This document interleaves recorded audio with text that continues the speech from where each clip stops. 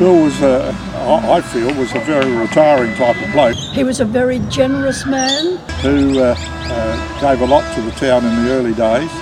And as you know, he built a church here. But he rode a bike everywhere. It was my father's. Two-wheeler bike with a turn-back handle. Yes, he put a speedometer. He made the speedometer himself. And he used to ride that everywhere. But he lived here with, I think, 2 unmarried sisters. And he gave a lot of his land for different purposes too, to the high school. He ran the orchard here. This area we're sitting on now was an orchard. And then he had a dairy at the back. When I was originally put on the board, it was established that we needed to look at what we were doing with Coulthard House and see if there were any opportunities for improvement. Prior to me being here, of course, Mr. Kelly Struver had a museum of bottles that he wandered off to America and never came back. I thought, well, we can't allow this to remain idle.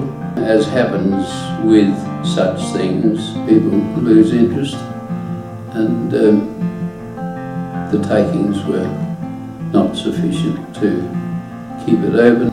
We had an auction sale, and that auction raised $35,000, and that $35,000 was put aside to maintain this building. So we went through a bit of a process of talking to council and the Heritage Board and a few others to establish what could and could not be done. I don't really know what happened after that. There was Tom Lang, I think it was the man who started the tourist office.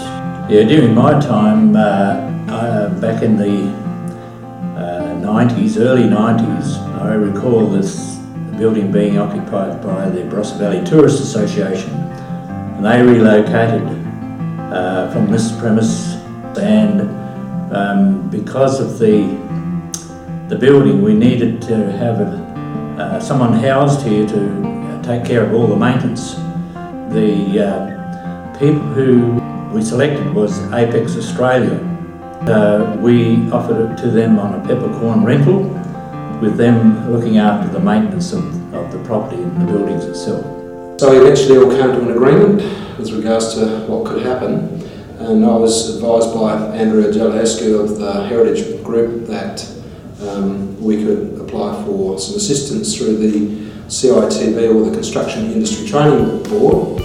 This is a company which was developed and through the Heritage Artisan Programme, through industry demand, through lack of skills, heritage skills in the industry. The programme was developed to actually teach trades all about dying artisan trades.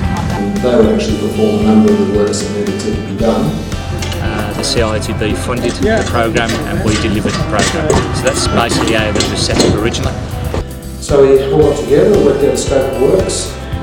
We made some pretty significant improvement to the property. With this building, you can see at the back here, beautiful historical building. It dates back around 1860. This was our gathering room, and this is where we all did our we had our sewing machines and the bills of knit and all those things that people don't do now.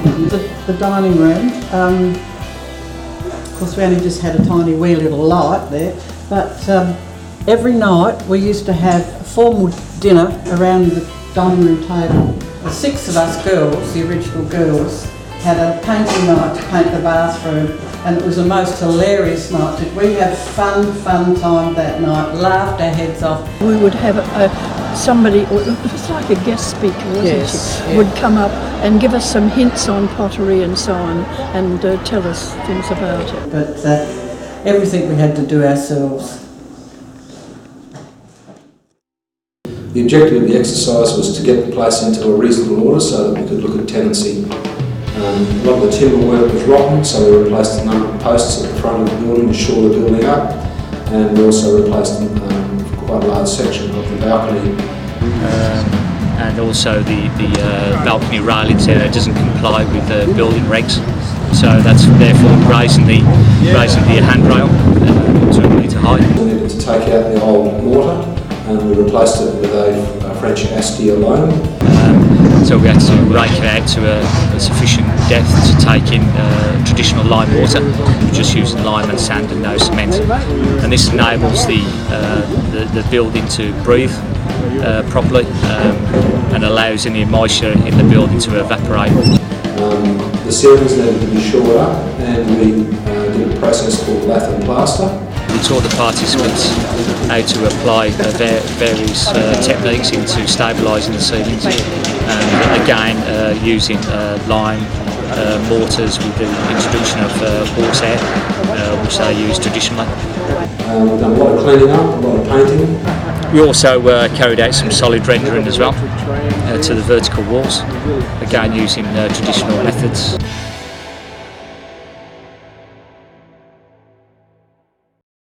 It's been very successful. We've had around 15 participants attend, and I think they've gone away all happy and took in a lot of information. I'd like to see continued improvement to the property to ensure its restoration and so we can keep it as a valuable asset for our community. I'd like to see it restored and remain part of the Nuriootpa landscape.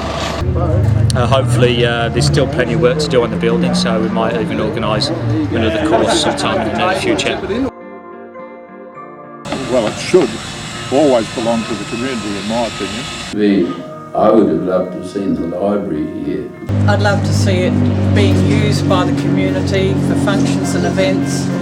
We're considering some possibilities of a couple of major events down in that area to stimulate more revenue, but ultimately we'd like to tenant the building. There's been mention of a B&B, which would be quite a good way to go. That way we get an occupancy in there, someone can protect and look after the building while they're there.